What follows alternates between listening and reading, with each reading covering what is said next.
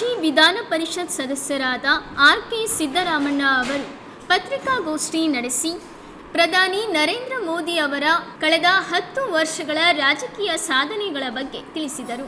ಸಾಮಾನ್ಯ ಜನಕ್ಕೆ ಗೊತ್ತಿದೆ, ಕಳೆದ 10 ವರ್ಷಗಳಲ್ಲಿ ಮೋದಿಯವರ ಸಾಧನೆ ಏನು ಅನ್ನುವಂಥದ್ದು ಸಾಮಾನ್ಯ ಜನಕ್ಕೆ ಗೊತ್ತಿದೆ. ಅದು ದೇಶದ ರಕ್ಷಣೆ ವಿಷಯ ಇರಬಹುದು, ದೇಶದ ಹಿಂದೂ ಸಮಾಜದ ರಕ್ಷಣೆ ವಿಷಯ ಇರಬಹುದು, ಅದೇ ರೀತಿ ಜನಕಲ್ಯಾಣ ಯೋಜನೆಗಳು ಕೂಡ ಇರಬಹುದು. ಸಾಮಾನ್ಯ ಜನಕ್ಕೆ ಇವತ್ತಿನ ದಿನ ಗೊತ್ತಿರ್ತಕ್ಕಂಥ ಯಾವುದೋ ಚುನಾವಣೆಗೋಸ್ಕರ ಯೋಜನೆಗಳನ್ನು ಮಾಡಿದಂಥದ್ದಲ್ಲ, ಚುನಾವಣೆ ಗೆಲ್ಲಲಿಕ್ಕೆ ಯೋಜನೆಗಳನ್ನು ಮಾಡಿದಂಥದ್ದಲ್ಲ. ಹಾಗಾಗಿ ಕಾಂಗ್ರೆಸ್ ಮಿತ್ರರು ಒಂದು ಕಡೆ ಸಾಧನೆ ಏನು ಅಂತ ಪ್ರಶ್ನೆ ಮಾಡ್ತಾ ಇದ್ದರೆ, ರಾಷ್ಟ್ರೀಯ ಮಟ್ಟದೊಳಗೆ ಅನೇಕ ನಾಯಕರು ಪ್ರಸ್ತಾಪ ಮಾಡ್ತಾರೆ, ಅದನ್ನು ವಿಶ್ಲೇಷಣೆ ಮಾಡೋದಕ್ಕೆ ಹೋಗೋದಿಲ್ಲ. ಎಷ್ಟರ ಮಟ್ಟಿಗೆ ಅಂತಂದರೆ ಲಾಲು ಪ್ರಸಾದ್ ಅವರಂಥವರು ಕೂಡ ಮೋದಿ ಪರಿವಾರವಾದದ ಪ್ರಶ್ನೆ ಬಂದಾಗ ಮೋದಿಗೆ ಪರಿವಾರನೇ ಇಲ್ಲ ಅನ್ನುವಂತಹ ಒಂದು ಲಘುವಾದಂಥ ಮಾತನ್ನು ಹೇಳ್ತಾರೆ. ಅದಕ್ಕೆ ಮೋದಿಯವರು ಕೂಡ ಉತ್ತರವನ್ನು ಕೊಟ್ಟಿದ್ದಾರೆ.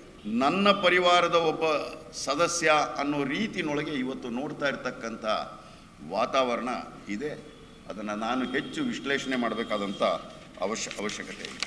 ಇನ್ನು ಯೋಜನೆಗಳು ಸಾಧನೆಗಳು ಅನ್ನುವಂಥ ಪಟ್ಟಿ ಪ್ರಸ್ತಾಪ ಮಾಡೋದಾದರೆ 2014ರಿಂದ ಕೇಂದ್ರ ಸರ್ಕಾರ ಕೊಟ್ಟಿರ್ತಕ್ಕಂಥ 100 ಯೋಜನೆಗಳಿದ್ದಾವೆ. ತುಂಬ ಉಲ್ಲೇಖ ಮಾಡುವಂಥ ಅವಶ್ಯಕತೆ ಬೀಳೋದಿಲ್ಲ, ಜನಕ್ಕೂ ಕೂಡ ಗೊತ್ತಿದೆ.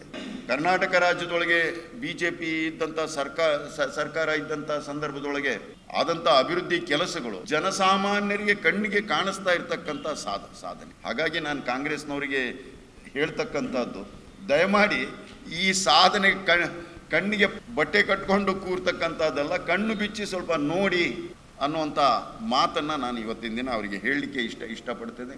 ಇಡೀ ಜಿಲ್ಲೆಯಲ್ಲಿ ಇವತ್ತಿನ ದಿನ ಇಡೀ ಪಾರ್ಲಿಮೆಂಟರಿ ಕ್ಷೇತ್ರದಲ್ಲೂ ಕೂಡ ಅಭಿವೃದ್ಧಿ ಕೆಲಸಗಳು ಕಣ್ಣಿಗೆ ಕಾಣಿಸ್ತಕ್ಕಂಥದ್ದು. ಇದರೊಳಗೆ BJP ರಾಜ್ಯ ಸರ್ಕಾರ BJP ಕೈನಲ್ಲಿ ಇರುವಂಥ ಸಂದರ್ಭದಲ್ಲಿ ಇರ್ಬೋದು, ಸಂಸದರ ಅವಧಿಯಲ್ಲಿ ಆಗಿರ್ತಕ್ಕಂಥ ಅಭಿವೃದ್ಧಿ ಕೆಲಸಗಳಿರ್ಬೋದು, ಇಡೀ ಕ್ಷೇತ್ರದೊಳಗೆ ನಡೆದಿರ್ತಕ್ಕಂಥ ಕೆಲಸಗಳು ಅನ್ನುವಂಥದ್ದು.